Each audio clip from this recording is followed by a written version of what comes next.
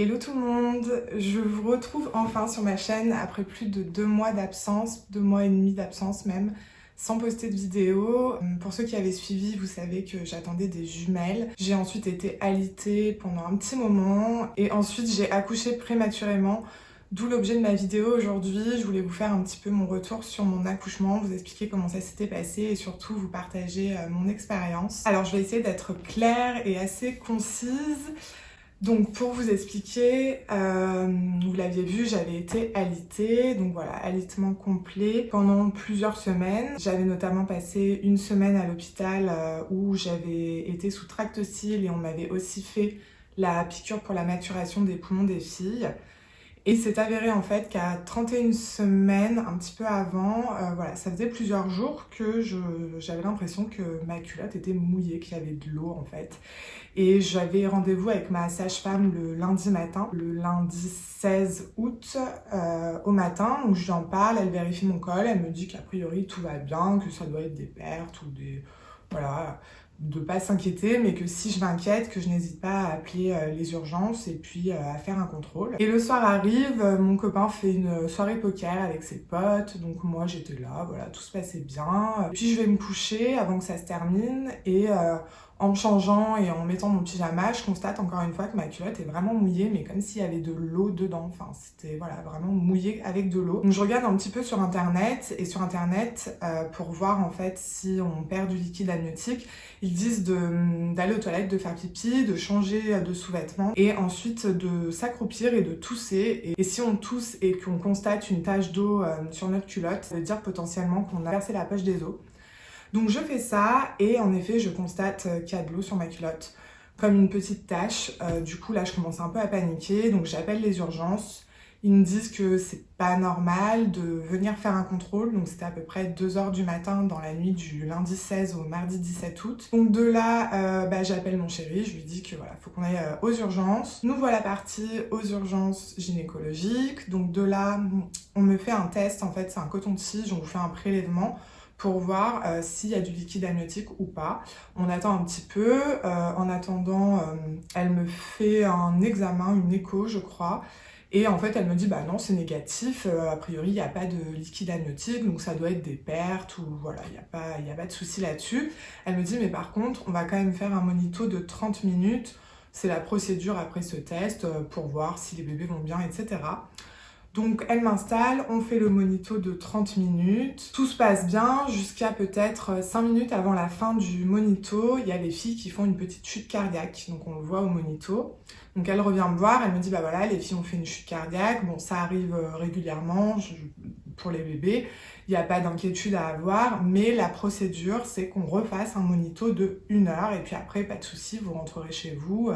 Voilà, c'est juste la procédure pour vérifier. Donc nous voilà repartis pour faire un monito de 1 heure, je crois que c'était à peu près plus de 3h du matin. On fait le monito, voilà, on attend, on était KO, on se disait bon vivement qu'on rentre chez nous après et compagnie. Et là, 2 minutes je crois avant la fin du monito d'1 heure, je sens un liquide dans mon legging. Mais genre je me sens mais trempée quoi, comme si quelque chose voilà coulait et tout. Donc je dis à Manu, je dis non mais là j'ai du liquide, enfin je suis trempée là, je contrôle pas. Il me dit bah attends, ça va être la fin du monito, elles vont revenir et tout. Donc elles arrivent, les infirmières, et donc je leur dis ça et elles me disent bah c'est étonnant, on a fait le test, bah si vous voulez pour vous tranquilliser on refait le test pour voir s'il y a du liquide amniotique et puis voilà quoi, enfin elle me fait le test, je vais aux toilettes faire pipi, je reviens et là elle me dit bon bah en effet là c'est du liquide, vous avez percé la poche des os. Et surtout que lorsque j'étais aux toilettes ça faisait que de couler à profusion de l'eau, voilà, qui sortait, c'est vraiment ça hein, pour le coup. C'était assez déstabilisant, j'étais trempée et donc elle me dit bah là c'est hospitalisation et puis alitement strict et on va essayer de faire durer votre grossesse le plus loin possible, mais il se peut que vous accouchiez, voilà, on ne sait pas trop, il y a des personnes qui gardent la poche des os fissurée pendant un long moment et qui arrivent à tenir plusieurs semaines avant d'accoucher. Voilà, on peut pas savoir, en tous les cas, hospitalisation jusqu'à au moins 37 semaines je crois, et donc je venais juste de passer les 31 semaines. Donc bref, elle m'installe en chambre, ça devait être 7h du matin, voilà, je me couche, je dors, ils me remettent sous Tractostil pour diminuer les contractions, mais j'en avais pas beaucoup. La journée du mardi se passe, heureusement Manu est en repos je crois, et le soir on était dans la chambre, on regardait une série, pour la petite anecdote vous verrez après, mais on regardait New Amsterdam, voilà, on était à fond là-dedans. Et puis la soirée passe et vers 22h, je commence à prendre des crampes, comme des douleurs de règles en fait. Voilà, j'ai mal, mais ça me l'avait déjà fait durant ma grossesse et on m'avait dit que c'était des douleurs ligamentaires. Donc ça me fait mal, bon j'attends, voilà, ça passe, ça recommence, ça passe. Et plus le temps avançait, plus ça devenait vraiment insupportable, ça me faisait de l'électricité dans les cuisses, ça me prenait tout le dos, enfin ça devenait vraiment compliqué. J'ai d'ailleurs été plusieurs fois aux toilettes et je commençais à avoir du mal à me lever, enfin à bouger, etc. Donc j'appelle les infirmières. Les infirmières me disent que ça doit être des douleurs ligamentaires, mais elles me disent faisons un monito, comme ça on va voir si lorsque vous avez mal, vous avez aussi des contractions. Donc elles me font le monito de 20 minutes, j'avais pas de contractions apparentes en même temps que mes douleurs, donc elles me disent non, ça doit être des douleurs ligamentaires, pas de souci, il n'y a pas de quoi s'inquiéter. Et donc je retourne une énième fois aux toilettes, jusqu'au moment où là, en fait, j'ai pas réussi à me relever des toilettes. Franchement, j'étais bloquée, j'arrivais pas à me hisser. Donc déjà, avec la grossesse, c'était compliqué, mais là, avec les douleurs, franchement, ça me faisait tourner la tête. Donc là, j'appelle Manu, je lui dis non, mais appelle-les parce que là, franchement, ça va pas du tout. Donc ils les appellent, donc là, ni une ni deux, elles me mettent sur mon lit et elles me disent, bah là, non, on vous emmène aux urgences, il faut faire un contrôle, là, il y a quelque chose qui se passe, c'est pas possible. Et j'avais mal, mais j'ai jamais eu aussi mal de toute ma vie, ça me faisait de l'électricité dans les jambes, enfin c'était une douleur vraiment atroce, c'était des douleurs de règles fois 10 000 quoi, enfin horrible. Donc elles me descendent aux urgences, on arrive, ils me refont des contrôles, j'avais super mal, fallait que je change de lit, ils me disaient bouger, essayez d'aller sur un autre lit, j'étais là mais non mais en fait je peux pas bouger, enfin franchement, pourtant j'ai une haute tolérance à la douleur, mais là c'était indescriptible quoi, franchement j'avais trop mal. Je leur demandais du froid pour mettre sur mes cuisses, il y avait que ça qui me faisait du bien et tout. Je me souviens aussi du trajet jusqu'aux urgences dans le lit, le fait de rouler, ça me faisait un peu du bien aussi. Et là, donc, ils me font, voilà, ça reste un peu flou, mais en gros, ils me font un examen, ils me disent, oui, vous avez votre col qui s'est ouvert. Je dis, d'accord. Donc attendez, ils me font un monito, je crois, en même temps. Et puis 15 minutes après, ils recontrôlent mon col et ils me disent, là, votre col, il est ouvert à 4. Donc là, c'est césarienne en urgence. Je dis, mais... Enfin, ils me disent, c'est maintenant. Je dis, mais maintenant? Ils me disent, ah oui, c'est maintenant. Césarienne en urgence. Alors, ils étaient là, code orange. Donc, ils m'ont transférée sur un brancard. Ils m'ont vite emmenée au bloc. Moi, je captais pas trop ce qui se passait, surtout que je sais plus si je vous l'avais dit, mais la césarienne c'était ma hantise, vraiment, je me suis jamais faite opérer et j'ai super peur des opérations, des choses comme ça, donc je voulais absolument pas une césarienne.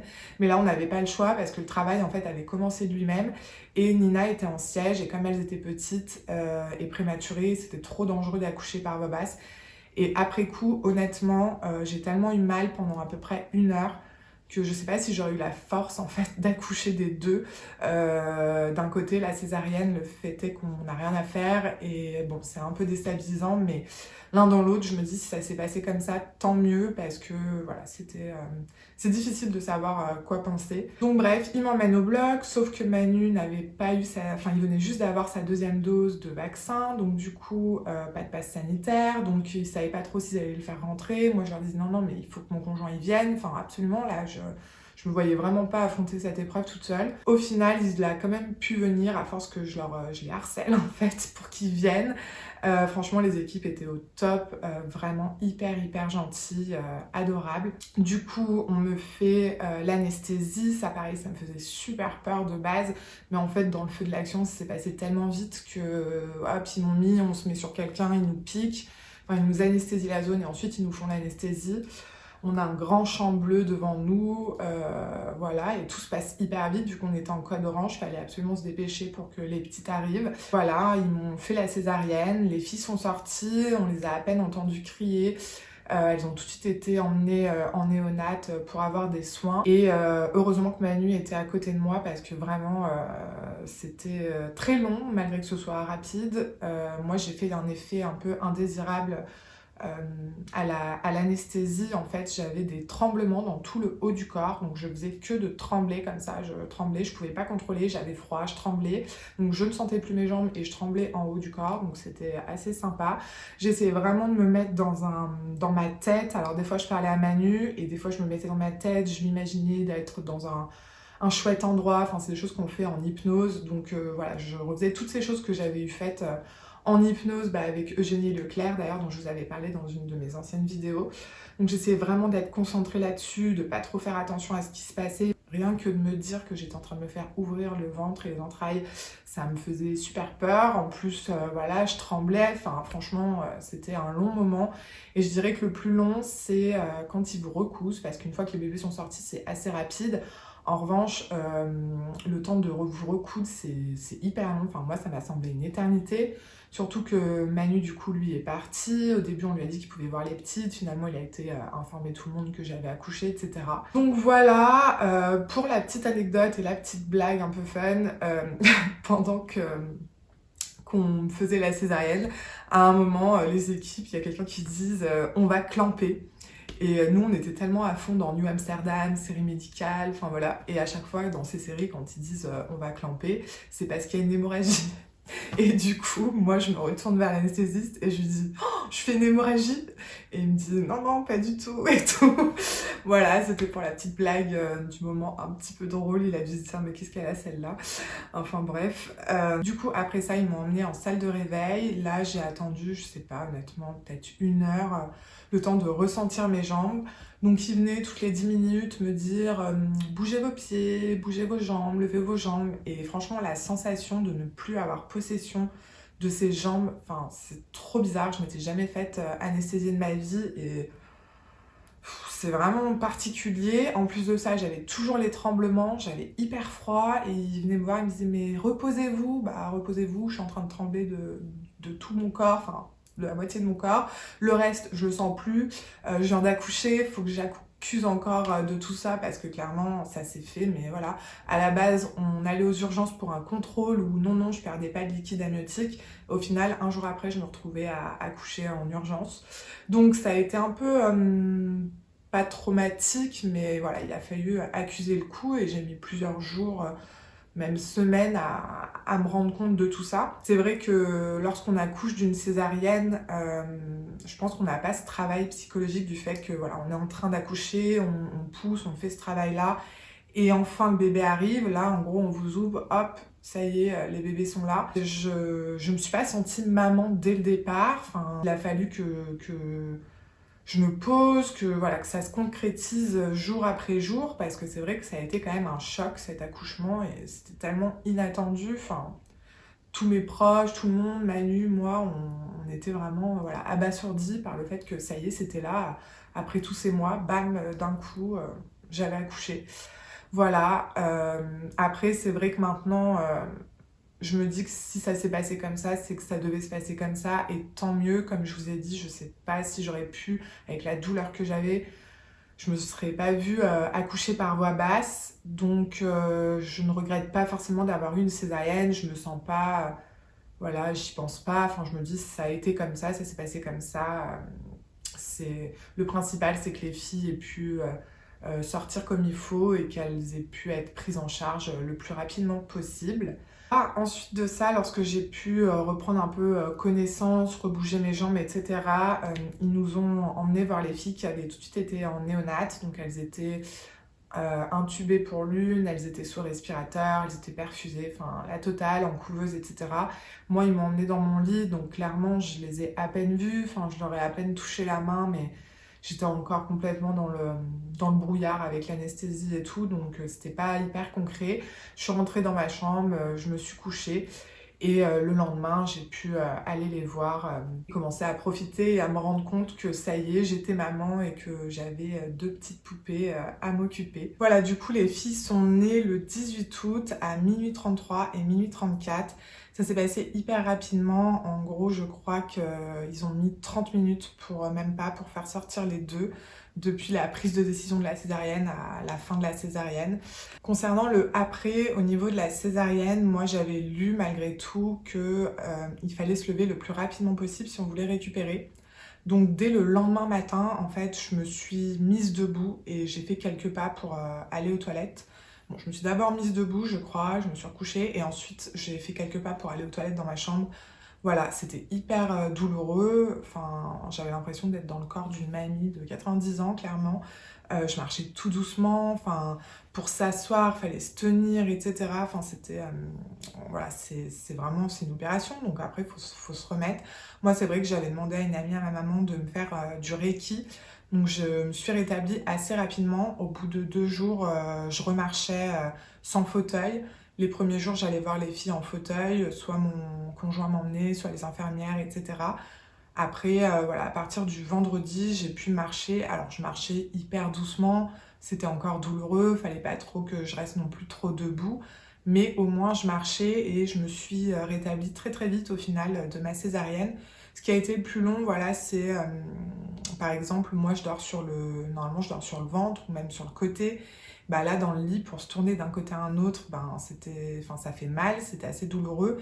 Et c'est surtout qu'on sent un poids, en fait, qui se déplace dans notre ventre. J'en avais parlé à mon ostéo et je lui avais dit, oulala, mais j'ai l'impression que mes organes se déplacent. Et elle m'avait dit, c'est pas une impression, c'est une réalité.